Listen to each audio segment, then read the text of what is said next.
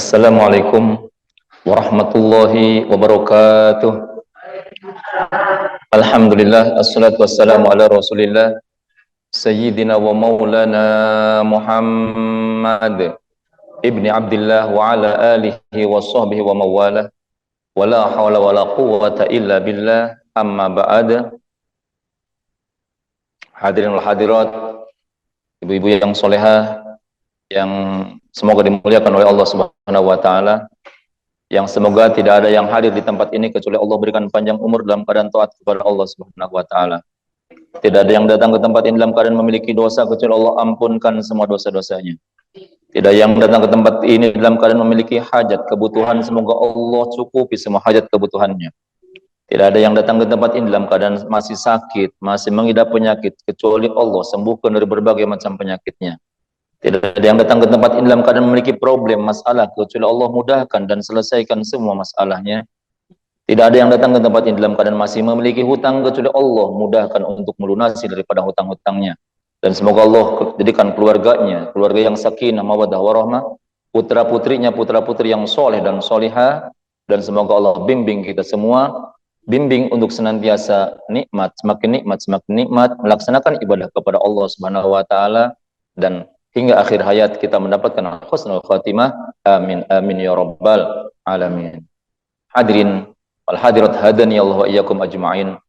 Dalam satu riwayat disebutkan bahwasanya arba'un minan nisa'i fil jannah wa arba'un finnar. Fa ammal arba'ul lawati fil jannah. Disebutkan bahwasanya ada 4 kelompok wanita ini, mereka di surga. Ada 4 kelompok wanita yang lainnya di neraka. 4 di surga, 4 di neraka. Nah, apakah yang hadir termasuk yang fil jannah, am finnar, ataupun di neraka? Nah, maka mari kita ukur siapa keempat orang yang dijamin masuk surga oleh Allah Subhanahu wa taala. Ini karena kajiannya kajian muslimah ya. Karena as-sakinah itu rata-rata wanita, jadi ini tentang wanita. Rudi madatara apaleun ayeuna ceramah naon teh teu apaleun eta mah ngai ditungkul eta mah. Masalah kemarin saya tanya, Rud yang untuk kajian itu nggak tahu, cenah saya nggak dengerin, cenah daripada ngedit wungkul.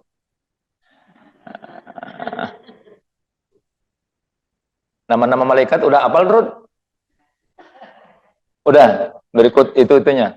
Udah diapalin? Oh, kau udah apal, tapi lupa lagi. Tapi ditanya nggak apal. Oh, Baliut kemarin mah ya? Oh iya. Alhamdulillah di DT juga karyawannya ngaji ya, ngaji kitab. Tapi kalau di DT mah ngaji kitab nerusin kitab Sulam Taufik dari awal sampai akhir. Jadi terusin karena setiap Senin ya, setiap Senin itu jadi dari mulai bab tauhid dulu, dari tauhid kemudian ke ibadah, dari ibadah kemudian ke muamalah, dari muamalah kemudian ke munakahah, dari munakahah kemudian ada imamah, kemudian ada sufiyah gitu, tentang tasawuf, dan diakhiri dengan bab taubat yang terakhir. 4 wanita ini, kata Rasulullah, 4 wanita ini dari minan nisa fil jannah. 4 daripada kalangan wanita di surga dan 4 dari kalangan wanita di neraka. Siapa yang di surga? Fa ammal lawati fil jannah. Adapun 4 wanita yang calon penghuni surga, yang pertama adalah imra'atun afifah. Wanita afifah. Wanita yang pandai menjaga kehormatannya. Al-afifah allati tusinu farjaha wa tamna'u nafsa amma haramallah.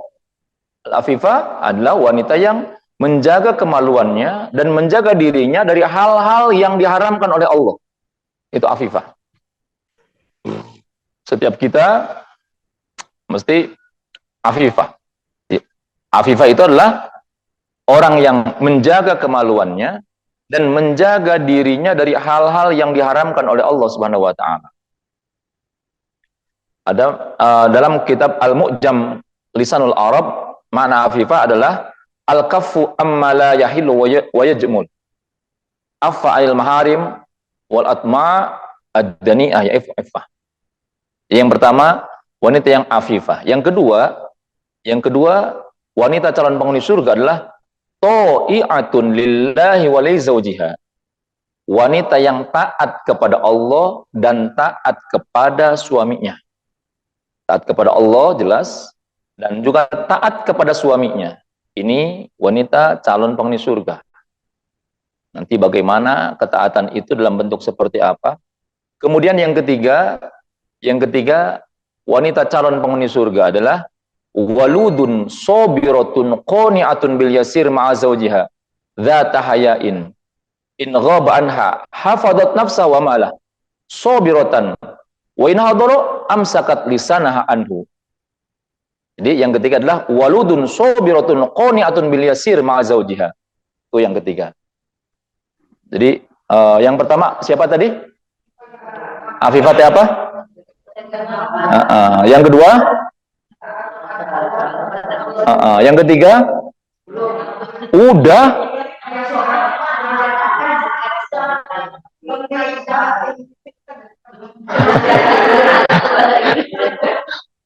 Apa bahasa Inggrisnya? Tapi udah dibaca kan? Udah disampaikan ya? Walud. Wanita yang calon penghuni surga itu adalah wanita yang walud. Waludun sobiro. Walud itu apa? Walud itu rendai. Walud itu artinya rendai. Apa rendai? Waludun artinya rendai. Tahu nggak rendai? Bahasa Inggrisnya rendai. Bahasa Inggrisnya rendai. Bahasa Indonesia banyak anak. Bahasa Indonesianya banyak anak, bahasa Inggrisnya rendai.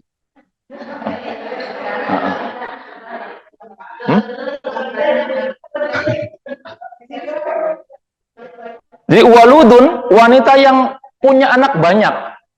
Anaknya banyak. Punya banyak anak, sobirotun. Dan dia sabar. Punya anak banyak, dan dia sabar. Sabar.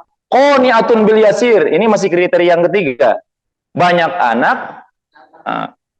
Kang Rudi udah senyum-senyum nih. Ini untuk senjata ke istrinya nih. Kamu harus banyak anak, kata Rudi. Siap ya dia? Banyak anak, sabar, kemudian qani'atun bil yasir, yang menerima dengan sedikit, pemberian sedikit dari suaminya. Menerima dengan pemberian sedikit dari suaminya. Kemudian masih kriterianya yang ketiga, dzata hayain, pemalu. Masih nomor 3, dzata hayain, pemalu. In ghaba anha hafadat nafsa wa malah. Ketika suaminya tidak ada di rumah, dia jaga dirinya dan dia jaga harta suaminya. Masih yang ketiga.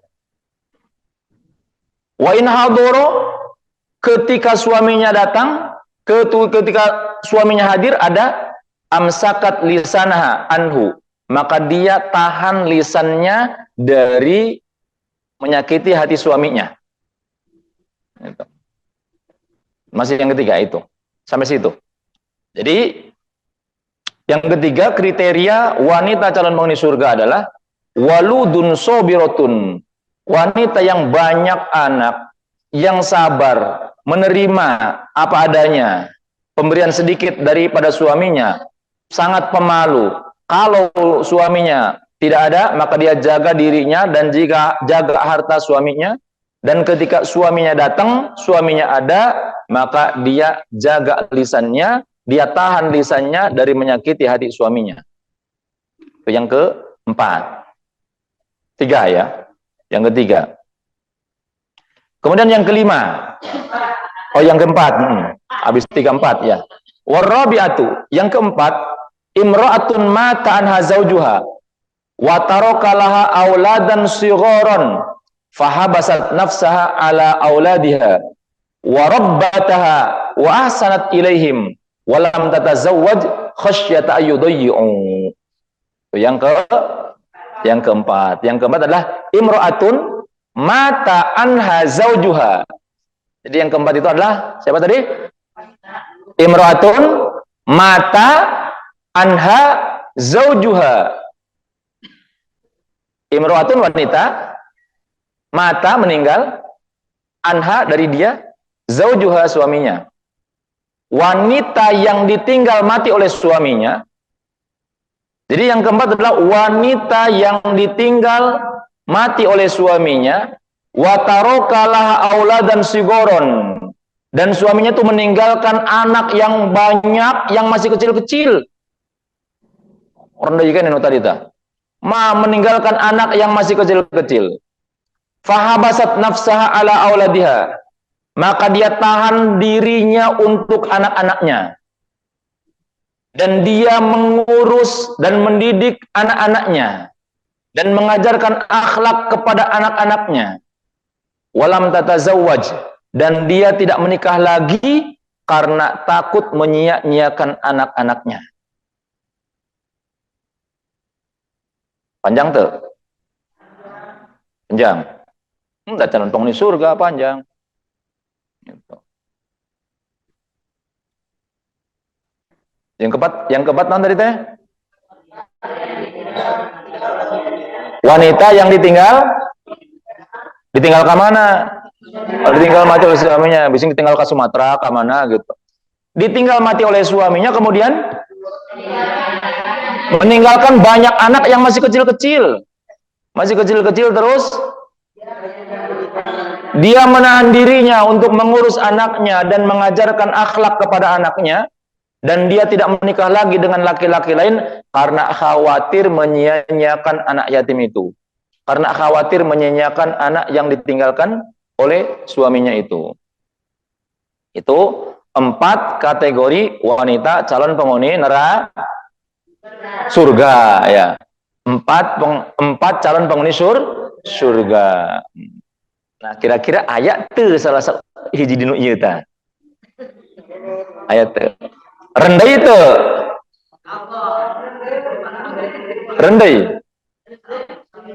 Rendah itu ya minimal kita punya anak teh 1 tahun 2 gitu ta. 4 mah sedikit ya.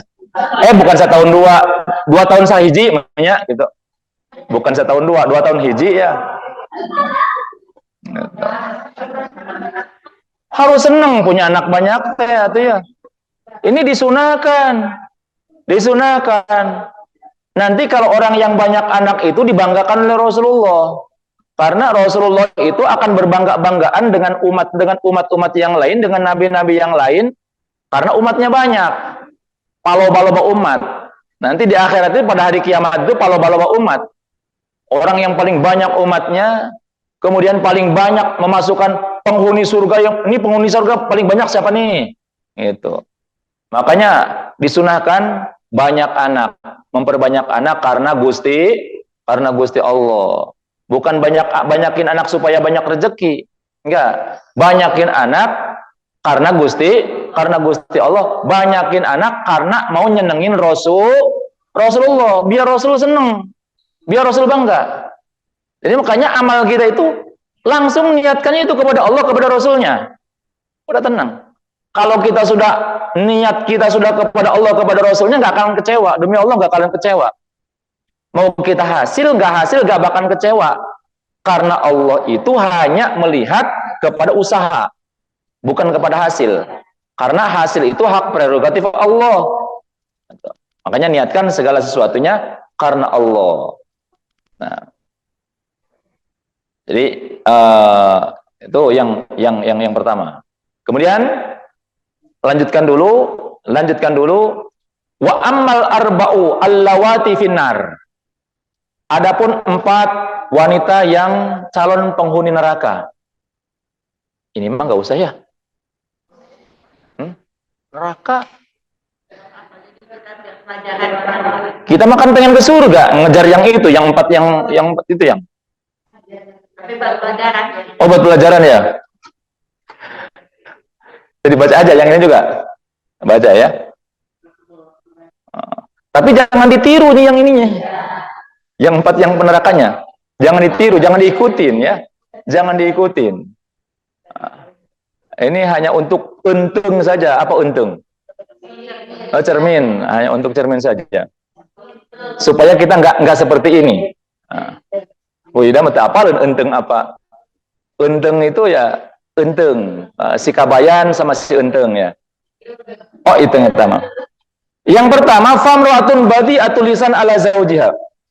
4 wanita calon penghuni neraka. Yang pertama adalah imro'atun badi atulisan, fahishatul kalam, in ghabanha zaujuha lam tasun nafsaha wa in hadara adathu bilisaniha. Itu yang pertama. Imro'atun wanita badi atulisan, yang lisannya kasar. Yang lisannya kasar kepada suaminya. Jadi wanita yang lisannya kasar kepada suaminya, fahishatul kalam, kata-katanya kotor, kata-katanya jelek. In ghaba anha zawjuha, kalau ditinggal suaminya, dia tidak menjaga dirinya. Keluyuran kemana, skincare naon kemana, lagi suaminya nggak ada, tinggal suaminya, gitu. Wa in hadarat adatu bilisaniha. Kalau suaminya ada di rumah, maka dia sakiti suaminya dengan lisannya. Ari eueuh di teangan bae, di belan bae, ari geus datang dicarekan bae. Nah, itu. Nah ini neraka nih. Oh, wanita yang suka begini nih. Famratun badi'atul lisan, yang keras, yang kasar lisannya, yang suka ngomel-ngomel, yang kasar lisannya, yang keras. Kalau suaminya nggak ada, dia tidak bisa jaga dirinya. Kalau suaminya ada, dia omelin tuh suaminya. Gitu. Kemudian wathaniyatu imra'atun takallafa zawja ma la yutiqu. Yang kedua, wanita calon penghuni neraka adalah wanita yang memaksa suaminya sesuatu yang tidak mampu diberikan oleh suaminya. Minta, merengek pengen anu, tahu suaminya nggak mampu. Tahu suaminya gajinya cuma segitu. Terlalu banyak menuntut. Terlalu banyak menuntut. Ini kayaknya wanita ini kayaknya profesinya jaksa kali ya. Profesinya jaksa ini, terlalu banyak menuntut dia. Kemudian yang ketiga, wasalitha imra'atun la tasturu nafsa 'anir rijal wa takhruju min baitiha mutabarrijah. Yang ketiga, wanita calon penghuni neraka adalah wanita yang tidak menutup dirinya dari laki-laki lain. Dan dia suka keluar dari rumahnya dengan tabarruj. Suka keluar dari rumahnya dengan tabarruj. Apa tabarruj? Dandan. Keluar rumah dandan. Nggak boleh ya. Keluar rumah dandan. Cantik-cantik. Wanita cantiknya bukan untuk di luar. Cantiknya buat di dalam. Wanita itu cantiknya buat di dalam. Buat suami. Dandannya itu buat suami. Apalagi sampai memperlihatkan lekuk-lekuk tubuh. Itu dosa. Ya. Itu dosa. Jadi kadang-kadang ke pengajian satu sisi dapat pahala, satu sisi dosa juga. Gitu. Kalau ke pengajian dandan, apalagi pakai parfum, itu dosa tuh. Makanya dalam salah satu hadis sahih, Abu Hurairah meriwayatkan, kata sahabat Abu Hurairah, aku pernah satu ketika ada seorang wanita lewat di hadapanku, tercium wangi kata Abu Hurairah. Kemudian aku bertanya kepada wanita itu, Aina tadhabin? Mau pergi kemana? Mau pergi ke masjid, kata dia. Kata wanita itu. Atatoyabti, apakah engkau pakai parfum? Naam, ya. Kata wanita itu. Kemudian Abu Hurairah mengatakan, irji'i, fagsili, pulanglah kau ke rumah, mandilah kau, sampai hilang bau parfum tersebut, baru engkau berangkat lagi ke masjid. Karena sesungguhnya aku pernah mendengar, wanita manapun yang berangkat ke masjid, dia menggunakan parfum, maka dia menggunakan wangi-wangian, maka sholatnya tidak akan diterima oleh Allah. Sholat tidak diterima oleh Allah Subhanahu Wa Taala. Makanya ini kadang-kadang mau kondangan, dangdan, nggak usah. Kalau kondangan boleh silahkan kondangan, ke pasar silahkan ke pasar. Tapi biasa aja, nggak usah dangdan. Pakaian keluar rumah wanita itu adalah pakaian yang biasa dia pakai ketika kerja di dapur. Yang geus nu eta we atuh. Makanya kalau mau kondangan, kita kalau di dapur seperti apa? Yang penting nutup aurat. Dasar nu eta pakai kudung, kemudian kehandapna bising ketinggali auratna, pakai training atau pakai apa lah gitu ta. Kondangan seperti itu. Udah cukup, ngapain cantik-cantik gitu. Dan cantik teh bukan untuk dipertontonkan untuk laki-laki yang bukan halalnya, bukan. Tapi cantik itu silakan secantik mungkin untuk suaminya. Itu ibadah wanita itu. Ibadah wanita itu ketika dia berdandan, ada suaminya dia berdandan. Ustadz, saya makan udah tua. Saya mau udah tua. Lagian suami saya juga udah kakek-kakek. Saya juga udah nenek-nenek. Enggak apa-apa. Itu nyenengin kakek-kakek. Nyenengin suami. Coba umpamanya kakek-kakek, nenek-nenek, si nenek-nenek kalau kakek teh ada di rumah, pas ada di rumah dia dangdan aja, mandi, wangi, kemudian pakai bedak, pakai lipstik, kemudian pakai anu berem kieu teh naon ngaranna teh? Blush on, pakai blush on. Anu kieu kira-kira suaminya senengeun tah teu? Senengeun tah aneheun? Aneheun mah da teu biasa. Kalau sudah biasa, oh istri solehah kata suaminya. Yakin suaminya akan selalu mendoakan istrinya, akan ridho kepada istrinya. Walaupun mungkin penampilannya nggak cocok, walaupun mungkin penampilannya nggak pantas umpamanya. Tapi yang akan dilihat oleh suaminya adalah kalau dia sering seperti itu, yang akan dilihat adalah usahanya. Oh, istri saya itu mau nyenengin saya. Ya Allah, saya ridho kepada istri saya. Suami ridho, demi Allah, Allah ridho. Pintu surga terbuka untuk wanita yang seperti itu. Jangan tabarruj ya, jangan tabarruj. Nah, ingat jangan tabarruj, apalagi kashful aurat, apalagi membuka aurat, walaupun hanya sedikit. Nih, kalau wanita pakai baju kayak begini nggak boleh. Ini kelihatan tangan segini nggak boleh. Nyingsat sedikit, ini udah aurat nih.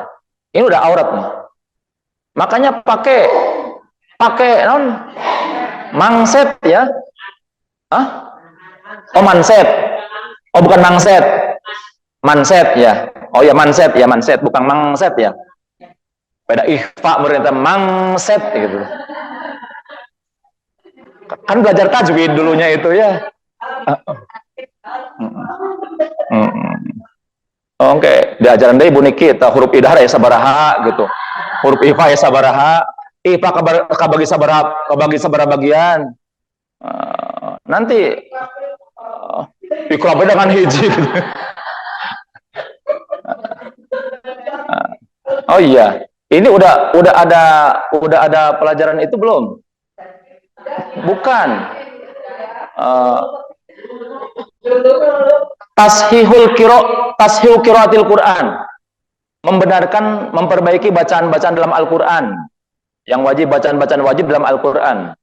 Tuh, nanti PR, tambahkan lagi nanti matanya yang paling penting itu. Itu fardu ain tuh. Itu fardu ain. Kita dari mulai takbiratul ihram, Fatihah, tasyahud akhir, kemudian sholawat dan salam, itu mah harus benar. Itu mah harus benar. Nah, itu nanti itu mah fardu ain. Itu fardu ain, silakan nanti ke siapa yang biasa ngajar tahsinnya siapa, kemudian tolong minta diajarkan itu. Yang ketiga, wanita yang calon penghuni neraka adalah wanita yang tidak menutup dirinya dari laki-laki lain. Dia biarkan, dia senang diperhatikan laki-laki lain. Dia senang ditanya oleh laki-laki lain, dipuji oleh laki-laki lain. Senang. Oh itu neraka itu kalau yang seperti itu, yang senang dipuji, yang senang apalagi di like. Termasuk tabaruj itu termasuk di medsos. Hati-hati ya, termasuk di medsos. Habis lagi kita lagi walaupun dengan suami. Dan menampakkan kemesraan dengan suami di medsos nggak boleh. Menampakkan. Kur saling menyuapi, kur saling gini gitu umpamanya. Kemudian di medsos, semoga samawa. Samawa mah tuh usah karena medsos kan ya. Gitu. Nggak usah karena medsos kan. Karena di sana itu ada orang, ada mata-mata yang mempunyai pikiran yang kotor. Gitu. Selain dari penyakit ain, Takutnya di sana digunakan maksiat oleh orang lain dengan melihatnya. Karena kan kalau anak-anak usia remaja, usia menginjak akil balik gitu, pas akil balik itu anak-anak seperti itu kan syahwatnya sedang tinggi-tingginya. Kau ningali anu rada indah-indah saeutik, langsung pikirannya kotor gitu, langsung pikiran kotor. Nah, makanya jangan perlihatkan kemesraan di depan orang lain, ya. Jangan perlihatkan kemesraan, termasuk di medsos. Ini kayak bangga romantisan di medsos, di FB, di status, di ini, janganlah, nggak usah seperti itu. Itu tabarruj juga. Kemudian yang keempat, warabi'ah imra'atun laysa laha hammun ghairul akal wa syurb wan naum wa laysa laha raghabatun fi ta'atillahi wa rasulih. Yang keempat, wanita calon penghuni neraka adalah wanita yang tidak ada tujuannya kecuali makan, minum, tidur. Wanita yang ada di pikirannya hanya makan, minum, tidur. Walaysa laha raghabatun fi ta'atillah, tidak ada keinginan, tidak ada kesenangan, tidak ada kecintaan dalam melaksanakan taat kepada Allah dan Rasulnya. Jadi yang ada orientasinya itu hanya makan, minum. Ini nanti kuliner kemana lagi ya? Itu sudah tuh. Nyari yang baru nih, kuliner yang baru di mana nih? Pokoknya kalau rame orang itu pasti enak tuh. Walaupun jauh diburu gitu tuh. Kuliner. Urusan nanti, pikiran nanti wisata ka mana deui ya. Kadi itu geus bosen lah. Aya nu anyar, ka anu, wisata ka anu deui. Hiburan mulu adanya nanti. Yang di otak nanti hiburan mulu. Kemudian makan mulu, urusan perut mulu. Yang ada nanti urusan perut. Itu wanaum, tidur. Yang enak tidur di mana nih? Di hotel anu. Di puncak makan dingin. Pakai selimut teh haneut. Jadi tibra. Nah, nyari tidur tibra gitu ya. Sampai ke puncak jauh-jauh. Di sini mah tukang beca ngagoler dina beca, tidur gitu. Nikmat ya. Nikmat. Kadang-kadang jadi nggak usah jauh-jauh ya, mau nikmat tidur mah nggak usah jauh-jauh. Itu datang aja ke masjid, dengerin pengajian, tidur nikmat. Itu nikmat. Nikmat enggak menundutan? Ini nikmat nundutan teh ya. Itu nundutan teh nikmat dari Gusti. Makanya kalau ada ibu-ibu lagi di pengajian lagi nundutan, jangan diganggu. Itu dia sedang menikmati nikmat dari Gusti, sedang mensyukuri eta nikmati Gusti Allah. Jadi lamun aya nu dongkap ka pengajian, kemudian nundutan di pengajianna eta teh tahajudna peuting teuing. Husnudon kita mah. Bangunnya jam 1, belum tidur. Jadi sekarang jam 10 teh waktunya waktu tidur, sekarang teh waktu ngantuk gitu. Qailulah biasa. Qailulah jam 10 pagi. Warabi'ah, jadi yang keempat, wanita yang orientasinya, yang pikirannya hanyalah makan, minum, tidur. Tidak ada orientasi ibadah kepada Allah Subhanahu wa taala. Itu tidak ada tujuan untuk akhirat, enggak terfikir untuk akhirat, nyiapin untuk akhirat enggak. Jadi, pokoknya mah nikmati hirup dengan sekali, nikmati seakan-akan tidak ada kehidupan akhirat gitu. Orang yang seperti itu. Jadi anu kahiji wanita penghuni neraka yang pertama siapa?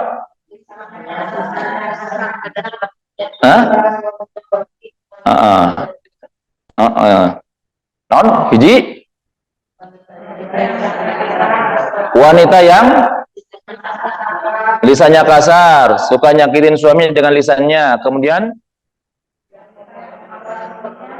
wanita yang banyak nuntut sama suaminya. Kemudian yang ketiga, tidak menjaga dirinya dan suka tabarruj. Kalau keluar rumah suka tabarruj. Tabarruj naon? Tabarruj apa? Dandan berlebihan atau tidak dandan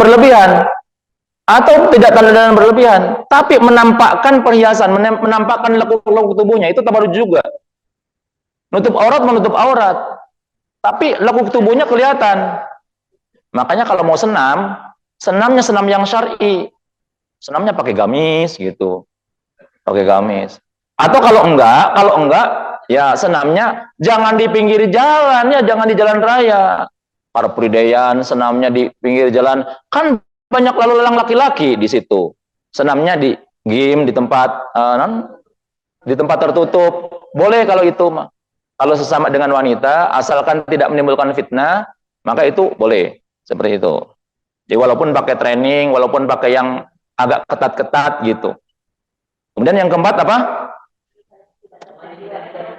Wanita yang tidak memiliki tujuan kecuali makan, minum, tidur. Dia gunakan kehidupannya untuk senang-senang saja. Sampai sini, mungkin ada yang mau bertanya? Ada yang mau bertanya?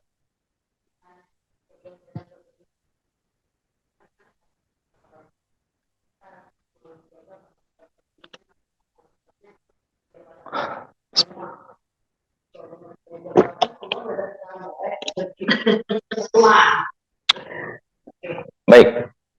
Untuk menjaga martabat suami di hadapan orang banyak, itu bagus.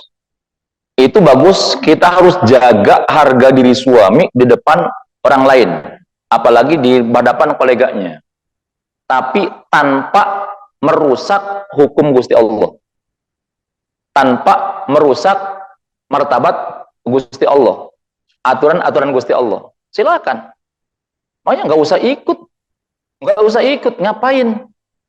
Gitu. Ngapain? Makanya suami kalau itu usah dituturkan ya kemana-mana. Kalau suami lagi tugas nggak usah dituturkan. Istri mah cukup di rumah, doakan suaminya agar lancar, agar nyangkut di istri yang lain. Itu doakan seperti itu. Udah, yang penting, yang paling hebat seperti itu. Istri itu di rumah. Istri seorang presiden, istri nama cicing di rumah ngurus anak, bagus nama seperti itu. Walaupun istri seorang presiden pun. Gak usah kemudian ibu negara, naon ibu negara, nah tugas naon, selain mendampingi teh naon tugas teh, kecuali dia punya tugas, gitu, nggak usah. Makanya ini tradisi yang salah juga ya di kita, tradisi yang salah. Istri pejabat, yang pejabat kan suaminya, istrinya makan enggak, istrinya mah enggak, gitu. Jadi istri sama dengan istri penjahat. Istri penjahat, istrinya penjahat apa enggak? Enggak, istri nama. Istri pejabat, istri nama enggak pejabat, enggak. Jadi ya udah, istri nama yang pejabat itu suaminya, istrinya mah di rumah. Dalam Islam seperti itu.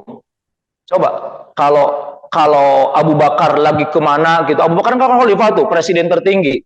Kalau lagi kemana-mana, istrinya dibawa apa enggak? Nggak ada tuh ceritanya. Itu. Nggak ada ceritanya. Kalaupun Rasulullah pernah kemana-mana bawa istri, pernah. Seperti Aisyah suka ikut dengan Rasulullah. Tapi dimasukkan Aisyah itu di dalam satu sakeduk bahasa Jawa nama. Jadi kayak ditandu gitu, ditandu. Kemudian kayak rumahan. Jadi di dalam tertutup gitu. Orang-orang nggak tahu. Enggak, orang-orang sahabat enggak melihat kepada Aisyah, enggak. Seperti ketika terjadi fitnah terhadap Sofwan bin Mu'attal ya. Ketika Aisyah dianggap selingkuh dengan Sofwan bin Mu'attal. Karena Aisyah itu tertinggal. Satu ketika dari misi perjalanan, Aisyah kan ditandu. Nah, kemudian setelah ditandu, istirahat nih di sini nih. Kita istirahat dulu. Kemudian setelah istirahat, menjelang berangkat, Aisyah, ya Rasulullah, saya mau ke air dulu, mau ke WC dulu. Ya udah, sana. Kemudian ke WC. Habis dari WC balik. Rasulullah udah. Oh ya udah, atau kalau udah mah diperiksa udah lengkap. Kemudian tiba-tiba pas itu, aduh, kalung saya mana nih? Kata Aisyah, kalung saya mana nih? Aduh, kok nggak ada? Oh, jatuh di WC kali. Spontan Aisyah itu karena takut itu langsung lari ke WC mencari kalung. Ternyata dicari di kotek tak, akhirnya ketemu. WC-nya kan jauh gitu ya. Di kotek tak apa bahasa Indonesianya? Oh, di kotek tak aja lah. Dicari mah dicari gitu ya. Di kotek tak ada lagi di kotek tak. Oh, pokoknya di kotek tak lah. Oh, penting mah paham gitu ya, nggak apa-apa lah campur-campur. Nah, dicari akhirnya ada, akhirnya ketemu. Tapi lama, setelah lama dicari, kemudian akhirnya ketemu kalungnya. Begitu udah ketemu kalungnya, balik lagi ke tempat yang tadi, ternyata rombongan sudah nggak ada. Rombongan udah nggak ada. Karena apa? Orang-orang yang memikul Aisyah, Aisyah itu kan ramping. Aisyah itu kan kecil, ramping. Jadi ramping. Jadi ketika ditandu oleh 4 orang, nggak kerasa. Ayaan jeung teu ayaan teh beda. Aisyah mah ente menyebutkan siga saha. Ini mah Aisyah, saya lagi nyebutin Aisyah gitu ya. Jangan tersinggung atuh ya. Ini mah saya sedang nyebutin Aisyah, ngobrolin Aisyah. Aisyah tuh ramping gitu ya. Aisyah ramping. Jadi ketika ditandu itu nggak berat. Ketika ditandu itu nggak berat gitu. Jadi saat ditandu nggak berat. Jadi ketika mereka menanggung hampang memang ringan. Karena memang dah ringan, perasaan sudah, tadi teh udah naik ke dalam tenda sekedup itu tadi. Akhirnya ditandu gitu. Udah jalan ke sana. Kurang begitu balik lagi ke situ, Aisyah nggak nemuin tuh. Ini mana ini? Rombongan mana? Dicari. Nggak ada, lari, nggak ada. Aduh, ini saya gimana? Akhirnya dia nunggu, duduk di situ. Kemudian ada Sofwan bin Mu'attal. Sofwan bin Mu'attal itu sahabat Nabi yang keren. Muda, kasep, gagah gitu. Gagah, kasep, muda. Nah, Sofwan bin Mu'attal itu tugasnya itu nyisir ya, nyapu dari belakang, barangkali ada yang tertinggal. Nah, ketemulah ketika lewat ada Aisyah di kemudian Ummul Mukminin, wahai Ummul Mukminin Aisyah. Ya, kata Aisyah, saya tertinggal. Tadi saya ngambil itu dulu ke WC. Oleh Sofwan bin Mu'attal akhirnya dia kan bawa onta tuh. Dia bawa kuda, kemudian ya udah kalau begitu ayo kita ke sana. Kemudian yuk silakan naik ke atas kuda. Kudanya Sofwan bin Mu'attal itu kan tinggi. Nah, Aisyah kan kecil gitu. Aisyah kan kecil. Akhirnya Sofwan itu kemudian dia deku, silahkan naik pijakannya ke atas lutut saya, ke atas paha saya. Aisyah naik, kemudian akhirnya naik ke kuda. Enggak dibonceng, enggak. Sofwan enggak naik. Tahu diri Sofwan yang enggak naik. Kemudian dituntun oleh Sofwan. Jalan terus ketemu dengan orang-orang munafik di situ. Disebarkan, wah, Aisyah dengan Sofwan. Aisyah wanita muda. Sofwan ganteng, muda juga, kasep gitu. Akhirnya nyebarlah, Aisyah selingkuh dengan Sofwan bin Mu'attal. Akhirnya sampai di situ sebulan itu Aisyah itu tidak ditegur sama Rasulullah. Rasul juga cemburu gitu ya. Rasul cemburu. Dan yang harus cemburu itu laki-laki. Karena kalau laki-laki tidak dicemburu, ini dayus namanya. Tidak akan bisa masuk surga. Laki-laki kalau tidak punya rasa cemburu terhadap istrinya, dayus. Tapi kalau istri tidak cemburu kepada suaminya, nggak apa-apa. Suaminya nikah lagi sama yang lain, biasa aja, nggak apa-apa. Hari dinikah mah nggak apa-apa. Kalau seorang istri tidak cemburu, istrinya nikah lagi dengan wanita yang lain, dosa tuh. Kalau seorang suami, istrinya pengen nikah lagi sama laki-laki lain, kemudian ya udah nikah aja, nggak apa-apa, saya mah ridho berbagi sama laki-laki lain, umpamanya dosa atau dosa. Tapi kalau seorang istri, ya dok kalau mau nikah mah nikah aja nggak apa-apa, mau diantar hayu gitu umpamanya. Kalau mau diantar hayu, dosa atau henteu hesek nyebut henteu teh. Padahal mah nyaho dina hate teh, tapi berat nyebut henteu teh. Bukan suami kita, eta mah itu di Arab ya, di Arab gitu ta. Ya artinya gitu. Artinya sampai seperti itu. Nabi pernah bawa kemana, kunjungan kemana, misi dakwah kemana, bawa istri Istrinya kan banyak. Istrinya banyak. Ketika yang mau dibawa yang mana diundi oleh Nabi. Diundi. Tapi yang seringnya Aisyah yang dapat gitu. Tapi ketika dibawa pun itu tidak ikut bareng diperlihatkan, orang-orang yang bersamanya aja nggak tahu, nggak lihat, karena memang ditutup. Dalam Islam itu memang wanita itu sangat berharga, sangat terhormat. Dalam Islam itu wanita sangat berharga, sangat terhormat. Sebetulnya ada kisah wanita Afifah, kisah wanita yang bagaimana kita bisa belajar dari seorang wanita yang Afifah yang bisa menjaga dirinya, menjaga kehormatannya. Cuman panjang, ceritanya aja setengah jam gitu. Tadi mau di awal, tapi kalau di awal nanti yang kriteria-kriteria ininya tidak akan dapat gitu. Jadi insya Allah nanti saja yang kisah wanita yang Afifahnya. Nah, sekarang barangkali ada yang mau bertanya lagi, silakan. Ya.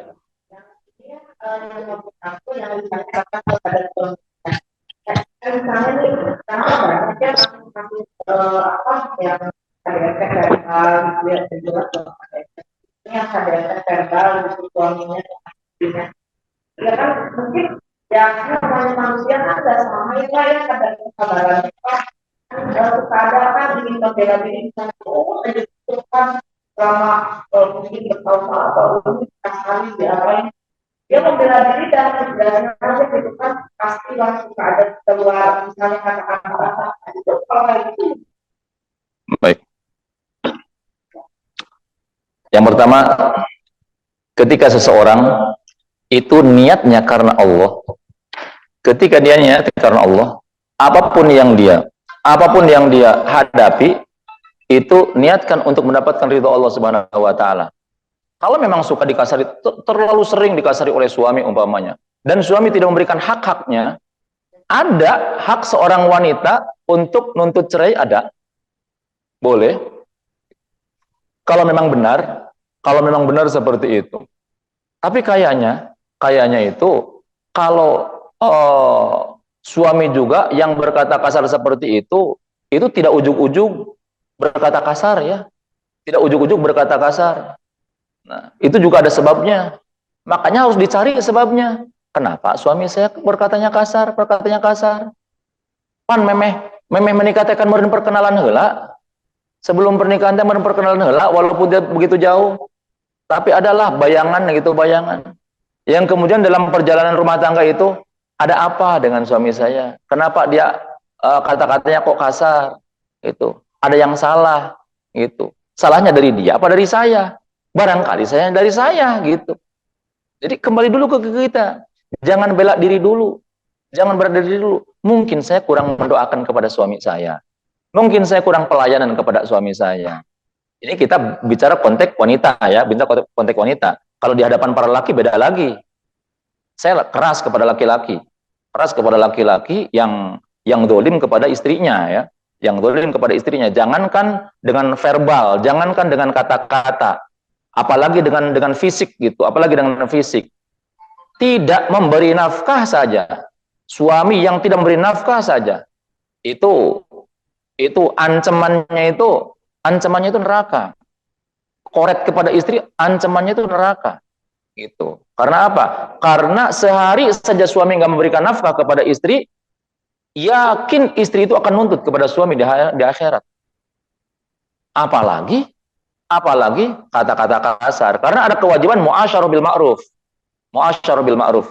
Jadi mempergauli istri dengan cara yang baik. Ini untuk kepada laki-laki. Tapi mau dibahas di dia, mungkin nanti bisa nyalah-nyalahkan salahnya. Tuh cek Pak Ustadz gegera, mungkin nanti gitu.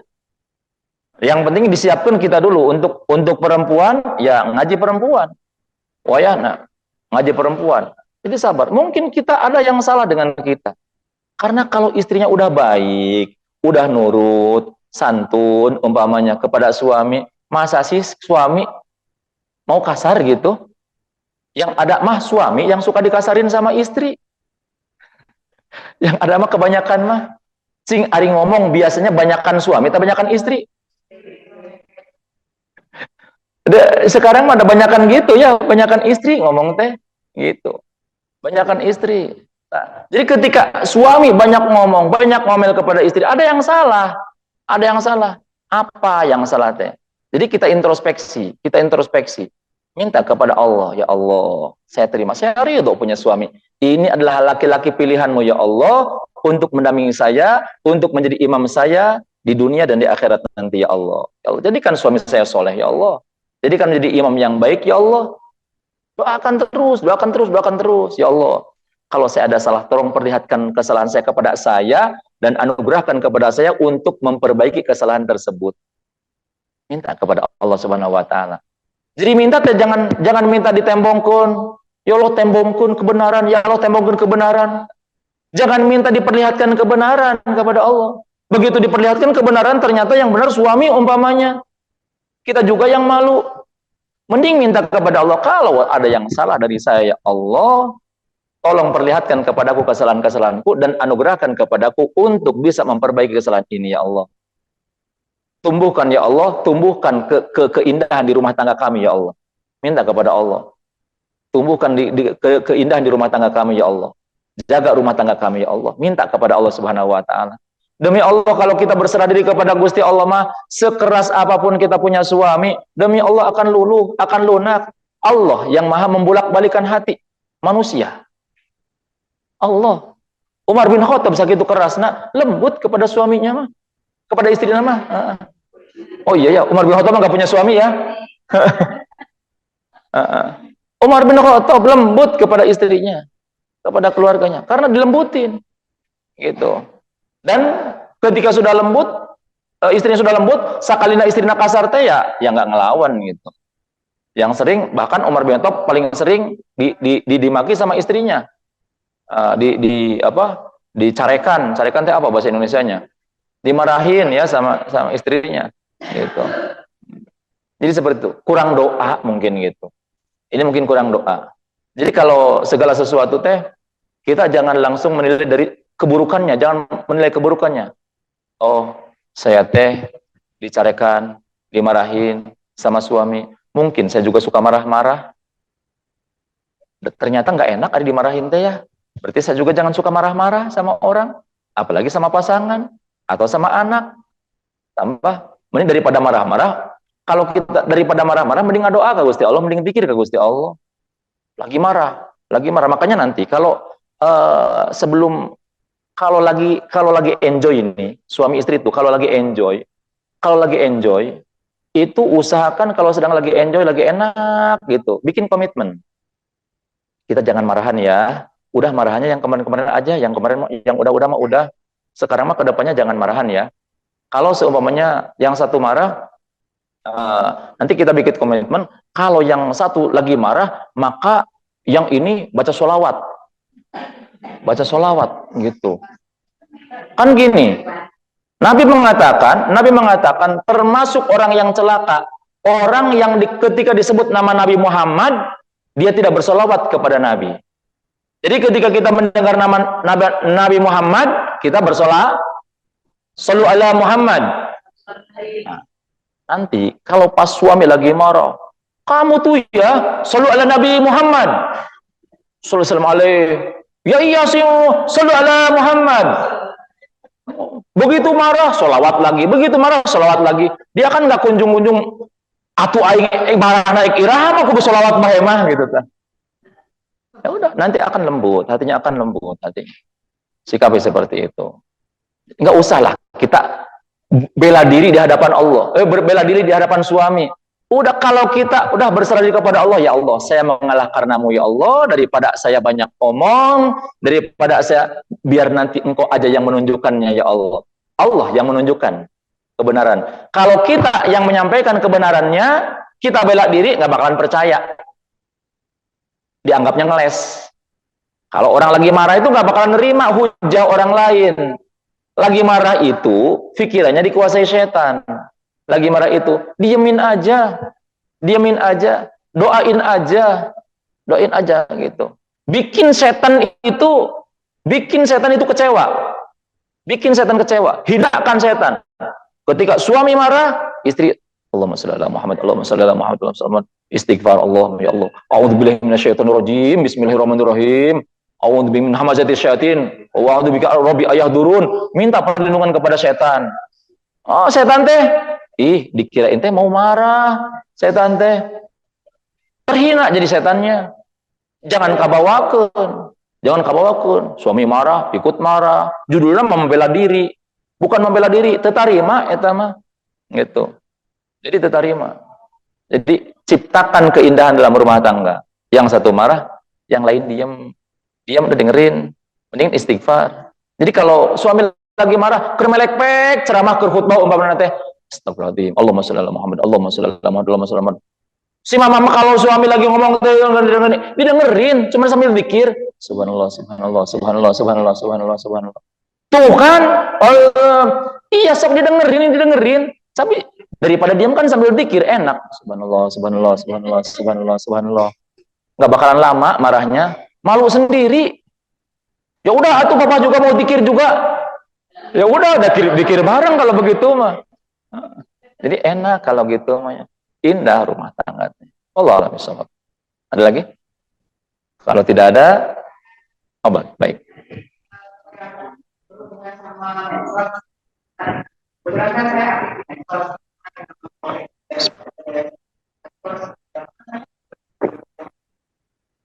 Di metode itu kan saya bukan engagement sama pemirsaannya. Menimbulkan non? Sama itu sama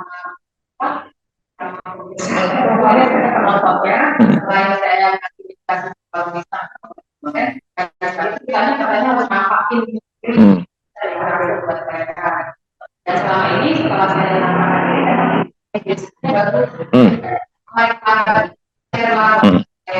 baru ada beberapa itu dia masih saya hanya ya perkenalan dulu ya kita kan saya kasih di program saya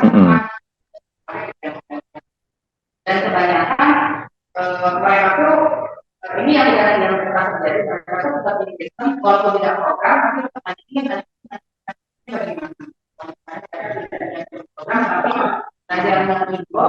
tapi memang yang berhubungan dengan pola makan. Ya. Katanya, teteh anaknya berapa? Enggak. Oh gitu. Ya. Ya, baik. Kalaupun kita di medsos, kalaupun kita harus nampak, harus muncul, jaga nggak apa-apa. Tapi kita jaga batasan-batasan, nggak boleh tabarruj juga, nggak boleh sekiranya menimbulkan fitnah gitu. Walaupun mungkin tidak bercadar umpamanya, syukur kalau bercadar. Tapi kalau semuanya nggak bercadar juga, yang penting aurat tertutup. Kemudian jangan menambahkan lekuk-lekuk tubuh. Kemudian jangan mengucapkan kata-kata yang kayak manja-manja kayak gitu, menggoda kayak gitu. Nggak apa-apa, profesional aja. Nggak apa-apa, profesional aja. Kita kerja. Kalau hubungannya jangankan di medsos ya, di dunia ini aja kan sebetulnya nggak apa-apa, boleh juga kerja. Dan kalau sebetulnya daripada langsung ke itu, lebih bagusan di medsos sebetulnya kerjanya. Tapi jangan terlalu banyak menampakkan kecuali memang dibutuhkan, kecuali memang sangat dibutuhkan, gitu. Tapi dengan batasan-batasan, nggak boleh kayak mendayu-dayu, menampakkan seperti kayak menggoda-goda kayak gitu. Itu jangan merusak dari hukum Allah. Kalaupun umpamanya kita ini kan kita goda dikit lah dengan suara yang agak halus-halus gitu. Itu kalaupun hasil nggak bakalan barokah hasilnya. Kita jaga hukum Allah.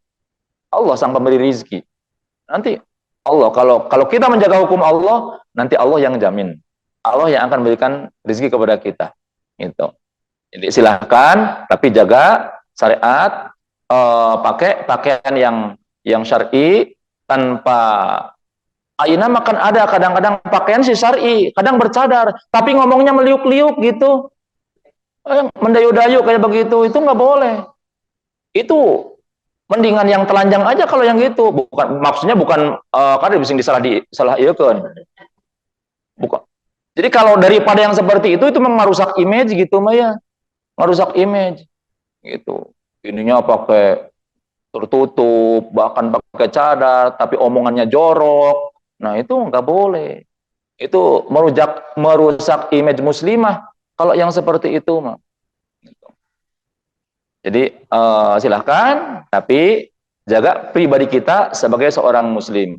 Sebagai seorang muslimah yang menjaga diri, yang afifah, yang menjaga kehormatannya, kita betul-betul profesional, tapi semaksimal mungkin kurangi kita interaksi langsung dengan menampakkan diri gitu. Kecuali kalau memang sangat dibutuhkan, silahkan, tapi dengan batasan-batasan tertentu yang sesuai dengan syariah, tidak melanggar syariat. Jadi boleh seperti itu. Wallahu a'lam bishawab. Mangga. Baik.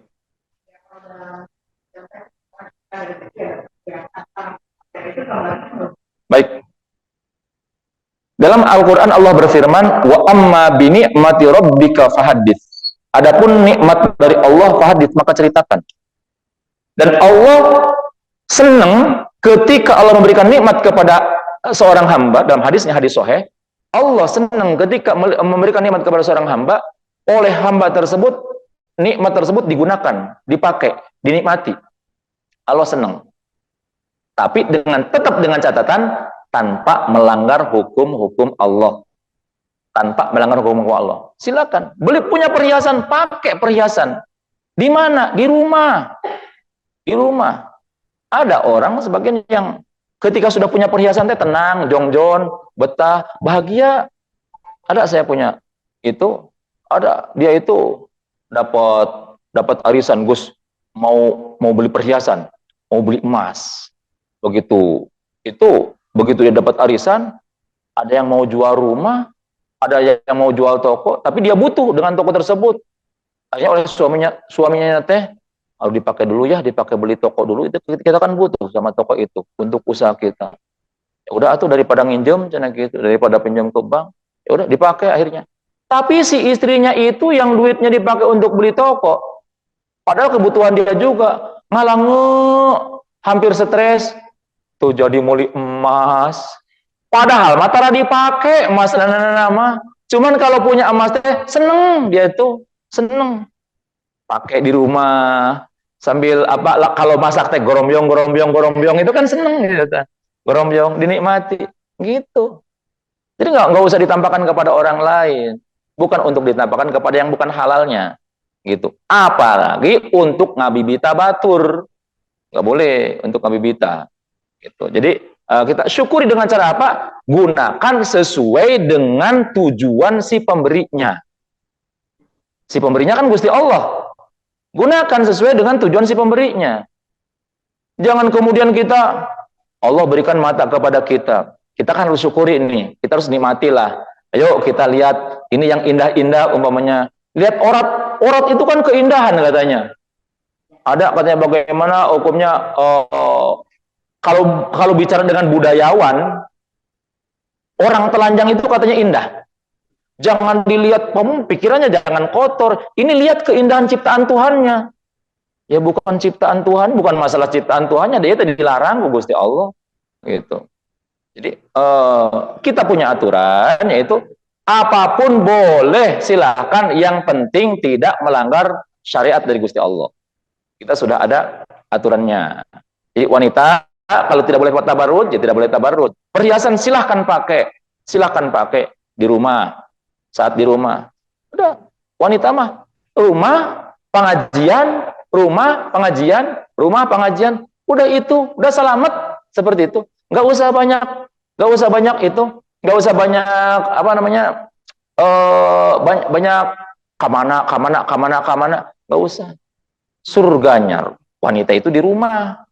Makanya sampai dikatakan dalam hadis sahih, Nabi mengatakan ayu mamraatin, wanita mana saja yang sholat cuma 5 waktu saja, nggak suka qobliyah ba'diyah, nggak suka tahajud, nggak suka duha, puasanya hanya Ramadan saja, nggak pernah puasa Senin Kemis, tapi dia taat kepada suaminya dan dia menjaga kehormatannya, maka akan dikatakan kepada wanita tersebut di akhirat, udkhulil jannah, masuklah ke dalam surga, mau dari pintu yang mana saja. Mulia, lebih mulia daripada orang yang mati syahid. Orang mati syahid masuk surga hanya bisa lewat melalui pintu syuhada. Orang haji mabrur bisa masuk surga hanya dari pintu haji mabrur. Orang dermawan masuk surga hanya bisa dari pintu dermawan. Orang alim bisa masuk surga hanya dari pintu orang alim. Tapi wanita yang solihah yang tadi, yang sholatnya cuma 5 waktu, tara qobliyah, tara tahajud, tara puasanya, tara puasa sunnah Ramadan wungkul, kemudian hanya dia taat kepada suaminya, nyenengin suaminya, kemudian dia itu menjaga kehormatannya, itu akan dipersilahkan. Sok, mau pintu yang itu mangga, yang ini mangga, yang ini mangga, bisa milih. Yang mana nih? Yang mana nih? Ah, yang ini aja. Itu mulia, demi Allah mulia. Allah alam bisawab.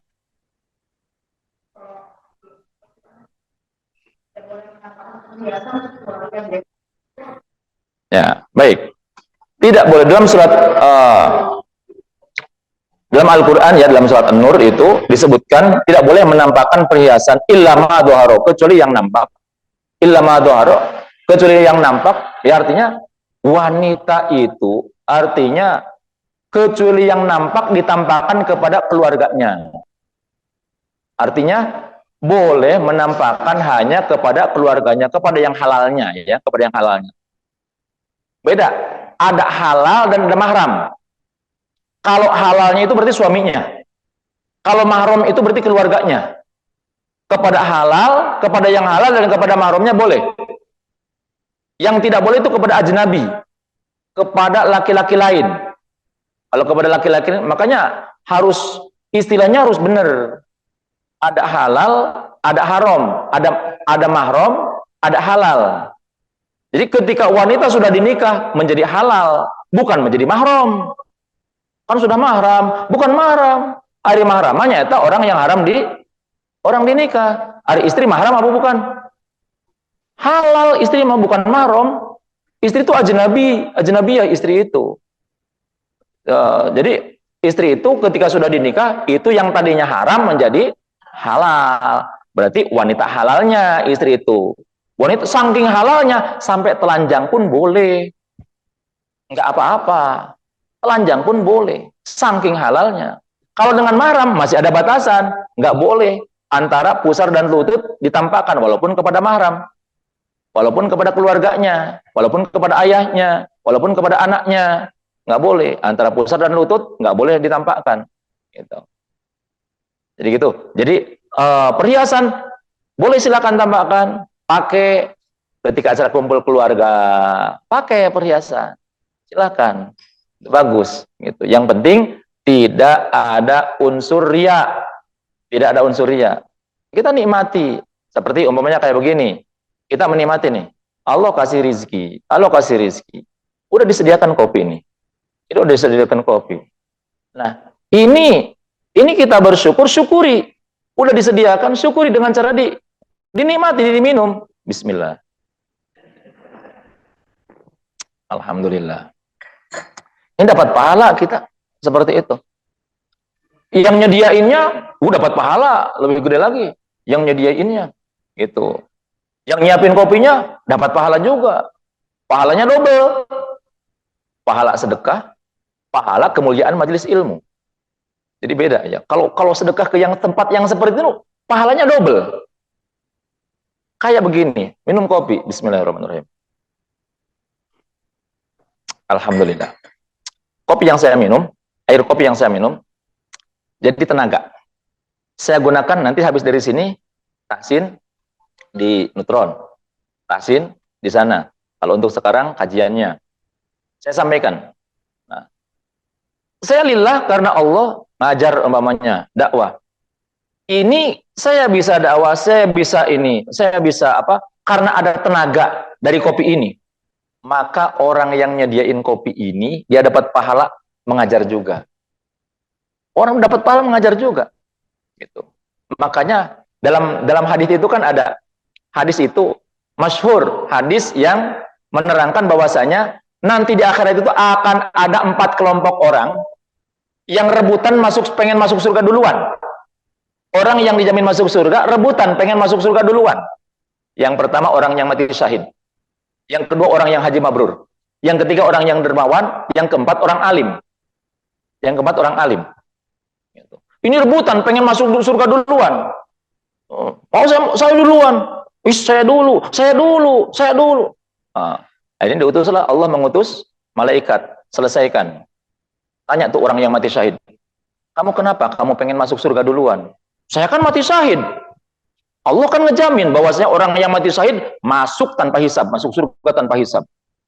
Kamu tahu mati syahid masuk surga tanpa hisab kata siapa? Kata ulama. Kata kiai. Oh, kalau gitu kamu tahu diri. Yang ngasih tahu dulu kepada kamu dulu yang mau masuk mah. Jangan kamu dulu. Iya ya. Ya udah tuh nggak apa-apa. Ngalah tuh orang mati syahid. Tanya orang yang haji mabrur. Kamu kenapa pengen duluan? Saya kan haji mabrur. Al-hajjul mabrur. Laisa lahul jazaa ilal jannah. Haji mabrur. Tidak ada balasannya kecuali surga masuk. Kamu tahu dari siapa? Kiai. Dari ulama. Kamu harus tahu diri. Yang ngasih tahu dulu kamu dulu. Kamu kalau nggak dikasih tahu sama kiai sama ulama, kamu nggak bakalan melaksanakan haji. Iya ya. Ya udah, atuh sok mangga kiai dulu. Orang kaya.